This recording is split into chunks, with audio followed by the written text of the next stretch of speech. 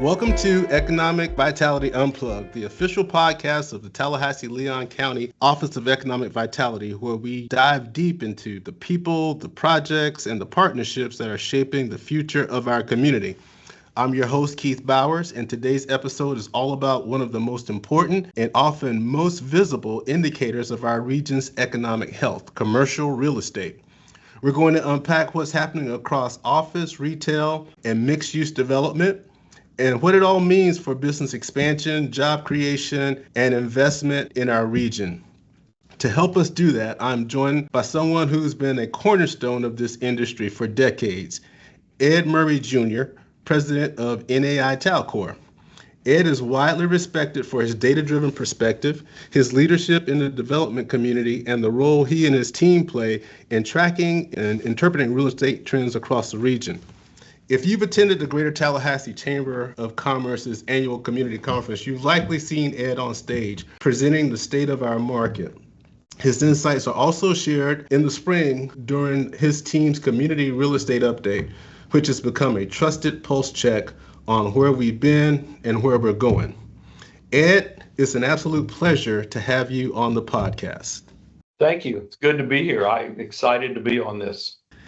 Well, great. We're excited to have you. So, Ed, let's start with the big picture. When we talk about the commercial real estate market in Tallahassee-Leon County, what are you seeing, and what's the current pulse in terms of momentum, investment, and activity in our community? I was just having this discussion. I'm on a regional bank board, so we were discussing the market this morning. Temporarily, it's a little slow right now, a little jittery, because of just more national and international forces that are going on. We hope and think this is a short-term event. Historically, though, Leon County has been a very stable market with the state governments, the universities, all the things that keep us stable. We don't spike way up and we don't spike way down. And that's been consistent, and we believe that'll continue to be consistent. But we need to all focus on quality job growth because that's what matters to me. What's so encouraging is the sense of stability and slightly forward movement, even in the face of the broader national uncertainties like interest rate, construction costs. Our region seems to be holding strong. What are some of the signs that give you confidence in the strength of our commercial real estate market? We're like most other communities, certainly in Florida, but our community has not been building a lot of new buildings. So what's been going on is we've been backfilling, renovating, backfilling, and filling existing product, which has caused the rents to go up. But eventually it hits a tipping point and you'll start seeing things built. You're just starting to see some industrial projects being built here in town. That's really the first sign.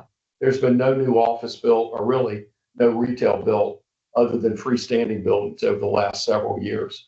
So it causes the market to be healthy. It's not a booming market right now, but it's certainly a healthy market. So if you don't mind, can we kind of backtrack just a little bit and talk to us about some of the developments that you are seeing? You said there's not a lot of office, and it sounds like some retrofitting might be occurring or repurposing of existing sites. Can you speak about any of those? Sure. If you've got well-located assets and you take care of them, you're able to rent them in this market, whether it's an office, whether it's retail, or whether it's industrial. We are starting to see some new industrial buildings built, not a full-blown park, but 50,000 footers, 30,000 footers, those type of things are starting to be built, which we have not seen any new industrial product in the last many, many years. There's also some going on in the surrounding counties. I mean, I certainly view us as we're a regional hub, not just Leon County.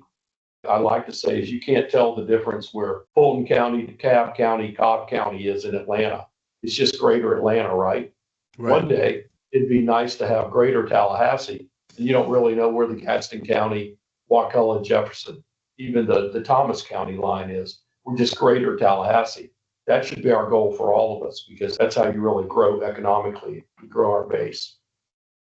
Well, that's a very good point. And with the focus on regional economic development and the blurring of those delineated county lines, we're starting to see that a lot in terms of workforce and the fact that a lot of folks travel into Tallahassee to work, which means that they're investing in Tallahassee to That's a certain what we want, right? Right. That's exactly Absolutely. what we want. Exactly. They're going to buy their cars here. They're going to shop here. their insurance agent is probably here, and you just go, you do the multiples of that. That's their medical. We're certainly a large regional medical hub, and that's one of the areas that I think we're going to continue to grow in substantially. Hopefully, the FSU TMH partnership will continue to grow, and the Academic Medical Center will begin to move forward. I'm the immediate past chair of TMH's board, and we all want that to happen. We all see the benefits of it. It just has to be under the right conditions, but that can be a huge, absolutely huge game changer for our community. Yeah, that's very insightful. So, Ed, you've become known for your annual presentations at the Chamber's Community Conference each August, as well as your spring market updates. I mean, these highly visible, data-rich moments help the business community understand the trends behind the headlines. Can you talk about and give us some insight as to how those presentations came to be and what you and your team try to convey through those? Years ago, I would do a small breakout session at the Chamber on the Chamber's Saturday morning sessions. You've been there for those too, Keith. You've done those actually. They were, smaller in the smaller rooms, 50 people would turn into 50 people, then 100 people, then 150 people. And then one year we needed to double the room and open up the doors between the two. And Sue, and actually it was when Jay Revel was at the Chamber, Sue and Jay and I met and said, okay, we either need to make this on a bigger platform or not do this anymore, one or the other, because it was affecting the other sessions. And that was not what we were trying to do. So it was decided to move it to the Sunday session, which is what we've been at 10 years now, 10 or 12 years on Sunday. And it's really the only event or the main event on Sunday. I was talking to a couple of my partners this morning, Slayton and John, and we were talking about our business. People love to know what's going on. It's the cocktail party talk. You and I are talking, Keith, and we're at some event and you're just curious going, what's being cleared on that lot and what's it going to be? Everybody wants to know what's going on. So for us to really do our job as best as we can, we need to know what the projects are, whether we're involved in them or not. It helps. So we come back and we discuss them and we try to stay fairly current on the projects that are going on in town. I know you guys track them at OEV as well, but ours are more conversational. Yours are probably deeper data driven.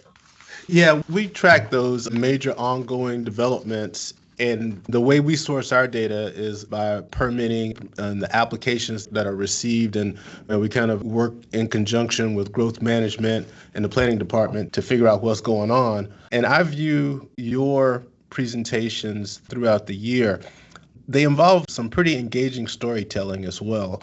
And I've just been blown away by the number of people that hang around, because you're right. On Sunday, everybody is really looking forward to getting out of there and beating the rush hour for checkout at the hotel. But people seem to stick around because they want to hear what's taking place. And I just want to give you guys a shout out. You do a great job of putting a fine-tuned view on what's taking place, the graphics and some of the stories behind those developments. I think is what gained traction. And I think you're right. It does provide some content for these conversations that everyone's having. So hats off to you and your team for doing that. Yeah, I kind of view that the Sunday session at the Chamber as, because I've been going to the Chamber conference for as long as I can remember. I kind of view it as that's the last thing you're going to do. You're going to sit in there and we need to entertain you, in some form or another. It doesn't need to be a deep data drive. It's not what they want. I kind of picture 500 people eating their popcorn and drinking their Coke and getting, taking something home with them that maybe they didn't have before, some little piece of information versus I have an incredibly short attention span. So the last thing I want to see are graphs and charts. Just tell me a story that I can take home with me. That's how we try to craft that. And that's how we've started to try to craft we have now 5 of our market trends. We've had 5 of them now. It started out, the first one probably had 150 people, then 200, then 250. This last one in March, we had 450 people registered, and we think we had about 400 come to it. And we did a survey and asked people, and they like the content, they like the stories. We try to give them, if you own a building like this, here's what you need to do to keep it as productive as it can be. Here's what things are doing. And we try to move people in and out of the stage quickly. Again, everything points back to a short attention span. Try to Yeah. tell a bunch of stories and let people learn something. And we learn something. Every time we put this together, we're learning something. And the credit needs to go to Jessica in here and my staff and everybody else, the team that builds this. I'm the one that stands up and talks, but the rest of them build the stories. Yeah. Well, again, you guys do an outstanding job. Let's get into geography. Everyone wants to know, where are the hot spots right now? What parts of the county are drawing interest for office, retail, or industrial development? Your main two office markets are, the main office market is downtown. That one has maintained really well. There's always going to be a segment of people that want to be, have to be, need to be downtown. And if you take care of your properties, we handle several of the downtown office buildings. So we're very familiar with rates and terms of leases and who's moving in and moving out. So we try to stay on top of that, but it's certainly healthy. Just again, take care of your assets is what you need to do. And then the Northeast has got a healthy office market as well. And then there's certainly East, there's Summit East and other things like that. You've seen over the years, you've lost some office product through demolition and through things like that. Your Northwood went away. That's going to be the new police station. Winewood may never be another office park again. It's very difficult to lease third, fourth generation office space that was built in the 70s. It's really difficult. So you see some product go away. The state's built some new buildings, but overall our office market's healthy, which is saying something, considering most markets do not have a healthy office market. We've talked about that in our presentations. In the major markets, they're tearing big office buildings down or trying to repurpose them for residential. Nationwide, only about 10% of office buildings are structurally formatted where they can be repurposed for residential. Most are not. So a lot of them are just going to be torn down. But our market's relatively healthy. But we're also not anticipating any new office building of any structure, of any size for the next many, many years. The only exception to that is going to be medical. As we continue to be a regional medical hub and as DMH's partnerships with FSU continue to grow, we think that's where the building's going to be built. That's interesting. And when you're talking about office, what are you seeing now? Because there's been a big push for getting folks back in the office and away from remote work. Are you starting to see those trends play out here in our community as well? Yeah, but it has prompted everyone to reassess how much space they really need. Like our office, we're in a older generation office building here in Midtown, and we easily grew and grew.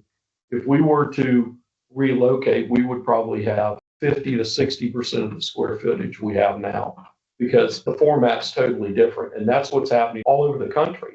People are reassessing and saying, okay, I don't need that 10,000 feet anymore. I can certainly get away with 5,000.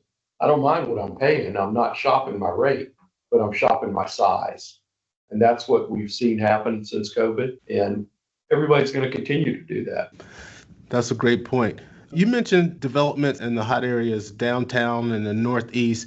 Are there any developments or projects that have you excited? Yeah, one of them is, it was called the HEAL. It's the Greenpoint project out Mahan at the intersection where Amazon and Summit East and all that is. It's a 900-acre project that's a mixed-use project that a company called Greenpoint, that's a very successful development company that does mixed-use projects. They've done many, many, many of them. They are now doing one in Tallahassee. It's going to have retail. It's going to have some employment center space, which could be office, could be light industrial. There's going to be, I think, 1,500 homes built when it's fully built out. There are going to be a couple of apartment communities, shopping center, and several things over the next many years. That one's exciting to watch because some people want to they want to live in a new house. Some people live in an older house, but there's a certain segment of the community that likes brand new. And that's what that's going to do. And you can live there and you can move from one size house to another size to another size. So keep your eye on that. Keep your eye on the project that's going on up adjacent to Childs on North Thomasville Road. That project, and you can see the clearing now. That's going to be approximately in 2 or 3 phases, approximately 750 apartment units. That's driven by being close to the schools up in the Northeast. You're going to see some commercial up there. There's also a project that the Gasbinis are doing at Hawks Bottom, Velda Dairy and the realignment of that. That's going to have some fresh retail built. Most of that, again, is going to be single tenant buildings, but I believe they're going to have one or two multi-tenant buildings there. So that's also in the process of going. You can't come to town without seeing all the new student communities that are being built right on the edge of campus. Yeah. Because you can't come from the airport without seeing that. There's really just about no way to. So that's a big section of our community that is continuing to grow and grow. Those examples that you provided are excellent examples because it shows that we're not just adding square footage, but we're creating more flexible, thoughtful, and community integrated spaces. So, I mean, I think the planning and the strategies in place are really setting us up for future growth and development. I agree. One thing that you alluded to, we do need to have sites that are ready, set, go. Because if you think about it, you and I can literally buy a car on our phone right now, right? Right. You can go in, you can submit everything, and you can buy a car on your phone. So speed is, one client of ours said speed is light. You've got to be able to get to your objective quickly. And I do think that we don't have enough sites that are ready, set, go. If we had a client that came to us that said, we need a 100,000 square foot building, that's going to be a flex space building. We need to get to capture what we want to do. We need to have it sited, permitted, and built and completed within 9 to 12 months. That would be very, very difficult to do, if not impossible. You and I have talked about this before. I've talked about this publicly. We need to have sites that are ready, set, go. And that is critical. And that needs to be a focal point for us. Yeah, I think you're right on point. OEV recently has hired a consultant that has provided a strategic sites inventory where we started with about 40 different sites that were suitable for commercial activation. And through the filtering process, we basically narrowed it down to right now about 24 sites that are rated 4 and above on a scale of 5. And we're starting to invest in doing some due diligence on a few of those sites to get them a little bit closer to the point where they're ready. But you're absolutely correct. I think when my team and I go to meet with site selectors at various conferences and different events, that is one of the things that is most often talked about is the speed to market and the need for a certain level of due diligence and vetting to take place ahead of time to get them closer to the finish line for these sites. I think you're right on point with that. Yeah, because if not, we're losing opportunities to other markets. I'll guarantee you we are. And we need to have everything focused as we hopefully do the academic medical center. Hopefully the Mag Lab continues to grow. All the other resources that FAM and FSU and whatever the new term is from TCC, everything that all has, we all have to be clicking and we all have to be able to work partnerships out and be able to come to the market quickly with the real estate that's needed. And that's not out there right now.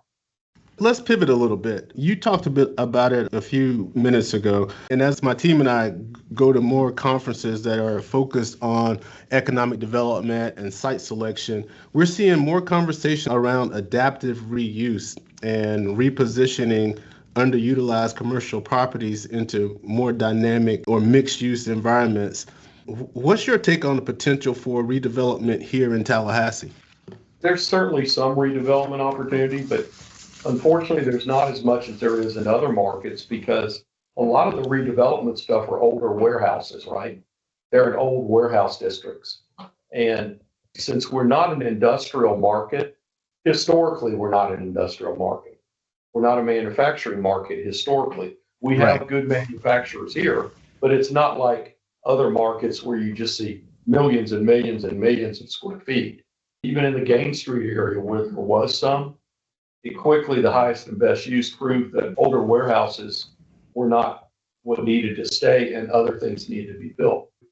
Proof Brewery did a wonderful job with their building on reuse. And you've got some others that have done good work. They're just, unfortunately, they're limited opportunity. So when we start talking about repurposing, Do you have a sense of the possibility of repurposing some property that if we see this continuing trend in government shrinking, some of the state buildings that are currently being occupied by various departments with the state of Florida? Sure. There's that study going on now about what to do with the buildings there on the, I guess you would call it the southeast corner, that 15, 20 acres by the capital of Monroe and the Parkway, where the fish building is, Fish and Game, Right. Mayo, got several buildings in there. That's a large block. That's being analyzed now, and the state is going to eventually get out of those buildings, it looks like, that were built in the 50s and 60s and relocate down to the satellite office complex. And that's going to release, over time, several really good buildings. Now, are they going to be reused as they are? Are they going to be torn down and built for something else? But it's going to reposition that entire quadrant there. At the chamber conference this year, Rodney Lewis, partner with Lewis and Whitlock, is going to be on stage with me on Sunday. And he's been hired by the state to do the analysis of those buildings. So if you guys are there, your crew is there, you're going to hear somewhat of a deep dive from Rodney on what's going on, what it's the timing, what's it going to look like for that quadrant. Because that's something I think most people don't know, and it's something that most people are going to be interested in. Yeah, we'll definitely be tuning in for that. But yeah, that's exciting. That's prime real estate here right downtown. Very exciting. So, Ed, as we wrap up, looking into the next 3 to 5 years, what trends do you see on the horizon for commercial real estate in our region? I mean, I think we need to get sites ready, set, go. I think we need our airport fully functioning. I know there's some work behind the scenes to hopefully, make that happen. I think we need to fully be open for business with our universities and our medical community, because those are areas that there's plenty of room for growth. I think we need to pursue the high-tech opportunities that come out of FSU and FAM, and we'll figure out partnerships with those. And then the retail service and office service can follow. Retail follows housing, and the more quality job growth that we can help, and we can all pull the rope in the same direction, that's when we start getting quality job growth. Excellent. Well, Ed, thank you so much for your time and insights today. Your work reflects what's happening in the market and helps the rest of us really understand how to be thoughtful, strategic, and future focused as our economy continues to grow. To our listeners, if you'd like to take a deeper dive into commercial real estate trends that we've discussed, check out NAI TALCOR's website or their links. I'm pretty sure they've got a ton of information available there. The URL for their website is www.NAI TALCOR, and that's TALCOR.com. And just stay tuned, because Ed's unpacked a whole lot, and I think he just is scratching the surface. So for our listeners, if you want to learn more about Ed's work and access to real estate information that he's presented today, please visit their website. And thank you for tuning in to Economic Vitality Unplugged. Be sure to subscribe, share, and leave a review. We'll be back soon with more conversations about the strategies and partnerships that are moving Tallahassee and Leon County forward. Until next time, take care.